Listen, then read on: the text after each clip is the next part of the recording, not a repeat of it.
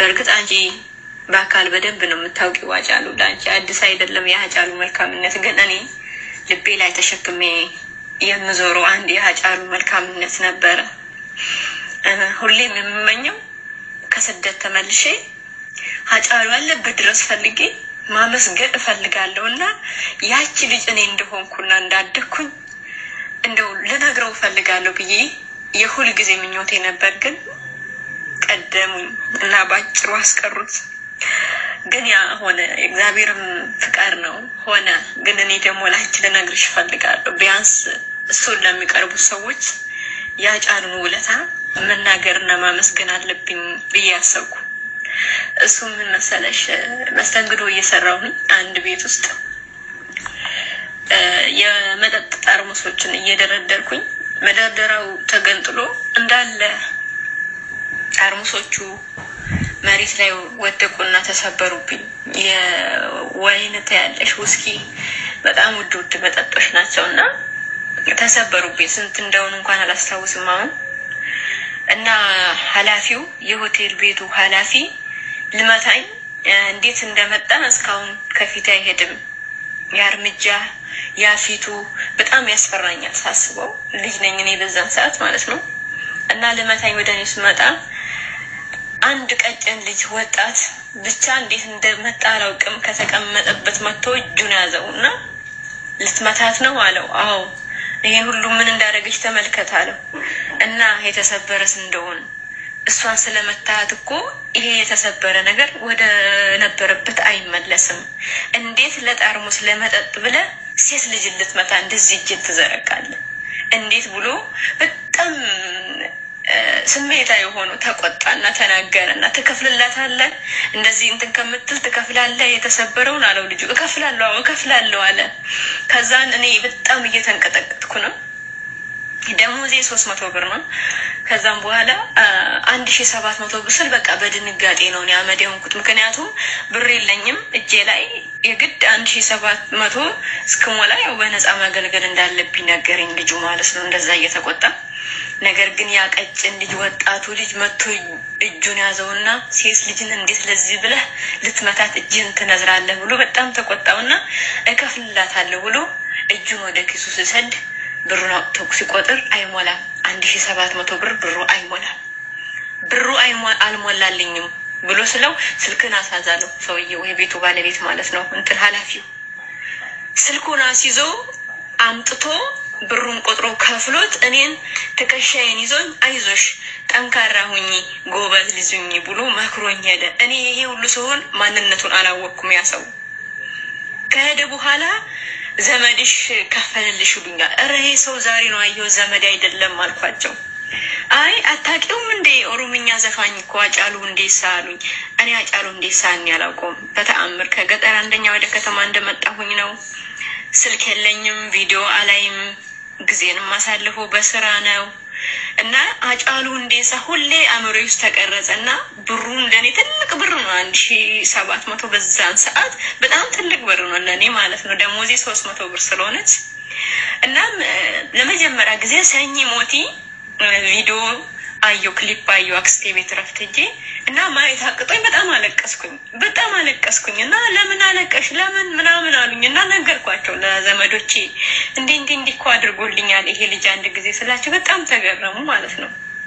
አጫሉ ዘረኛ እንዳልሆነ እኔ አንገቴና አስዝለታለሁ ምክንያቱም በሄረን አላወቀም እዛ ቦታ ላይ ማንነቴና ከየት ልምጣው ምንም ማውቀው ነገር የለም ግን ሰው ነኝ ደንግጫለሁ ተሰውሮብኛል ያ ልጅ ሊመታኝ ነበር እንደገና በነጻ ተሰራልሽ ያለ እየጮህብኝ ነበር እንዴት መጥቶ እንደተናገረውና ስልኩን አስይዞ ወጥቶ ብር ከባንክ ቤት አምጥቶ ሰጠኝ ማለት ነው ከፈለልኝ ማለት ነው አጫሉ ለኔ በቃ አጫሉ በምን አንደበት መግለጽ እንደምችል ሁላ አላውቅም ለኔ አጫሉ በቃ በተግባር ነው ማውቀው ተቆርቋሪነቱን መልካምነቱን ጀግንነቱን በተግባር ነው ማውቀው እና ይሄን ለነገሽ ፈልጌ ነው ሁሌ በልብሽ አምቄው ነው ምኖረውና አረሳውም ይሄን ውለታውን ብደብቅ ፈጣሪ የማይወድም፣ ይሄ መልካምነቱን ብደብቅ ፈጣሪ የማይወድም። እኔ የራሴ ሚዲያ የለኝ ወጥቼ የምናገርበት፣ ግን ሃጫሉ ነፍሱን ይማረልን ፈጣሪ። እኔ ግን የሁል ጊዜ ህልሜ ሃጫሉን አግኝቼ ገና ማመስገን ይፈልግ ነበር፣ ግን አልሆነም። ማመስገን እፈልግ ነበር፣ አግኝቼው ማመስገን እፈልግ ነበር።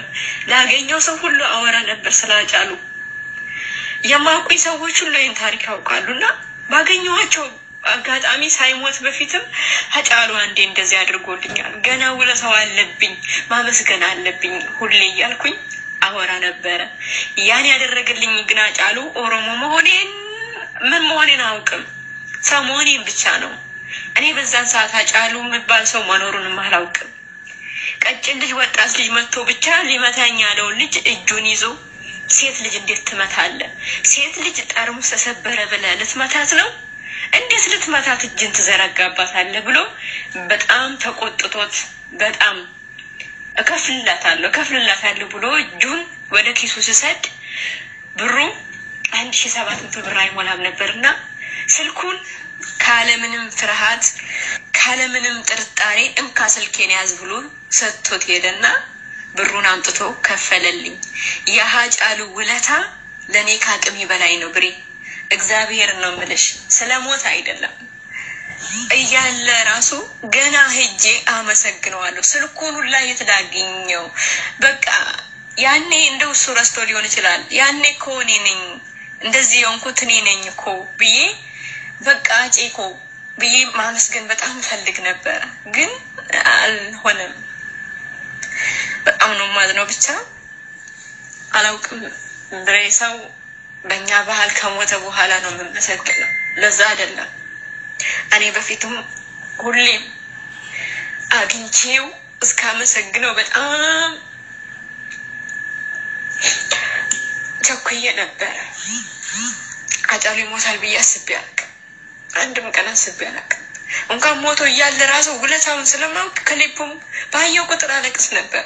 እያለ ራሱ በህይወት በቃ ሃጫሉ ዘረኛ ምናምን ስሉ አለቅስ ነበር እኔ። ምክንያቱም ያን ያደረገልኝ ስልኩን አስይዞ ወጥቶ ብር አምጥቶ የከፈለልኝ በይሄን ሳያውቅ ነው። ሰው መሆኔን ብቻ ነው ያወቀውና የዛን ጊዜ የፊቱ ገጽታ እንዴት እንደተናደደ በኔ ምክንያት እንዴት እንደተሰማው እንዴት ተቆርቋርነት እንደተሰማው ሳስበው ሃጫሉ ዘረኛ አይደለም፣ ዘረኛ ነው ስሉት በጣም የሚያመኝና ይሄን ይመስላል። ከዚህ በላይ ምንም ማለት አልችልም። ፈጣሪ ነፍሱን ይማረው። ከኔ ጋር በኋላ የምፈልገው በቃ እንጃ፣ ምናልባት ከዚህ እጄ አንድ ፍሬ አበባ መቃብሩ ላይ ማስቀመጥ ሊሆን ይችላል፣ ባይኝም ባይሰማኝም። እቺ ግን አለችብኝ የሃጫሉ ውለታ። ከዚህ በላይ ግን እንጃ አላውቅም። ብሬ በጣም ነው በቃ ውስጤ ቁጭት ነው። ምነው ከዚህ በፊት ምነው ቀድሜ ከዚህ በፊት ስልኩን አፈላልጌ አመስግኜው ብሆን እላለሁ፣ ግን አላለም። አልተፈቀደልኝም። ውለታውን ተሸክሜ እኖራለሁ በልቤ እህቴ። እና አመሰግናለሁ ስላዳመጥሽኝ፣ ጆሮ ስለሰጠሽኝ፣ አክብረሽ ከኔ ጋር ስላወራሽ በጣም ነው የማመሰግንሽ ብሬ። በጣም በጣም እግዚአብሔር አምላክ እሱንም ነፍሱን በአጸደ ገነት ያኑርልን። ካሁን በኋላ ያው አናገኘውም፣ ነፍሱን ይማር ማለት ብቻ ነው። እኔ ነፍሱን ይማር ስለራሱ ደነግጣለሁ ለራሴ መልሼ።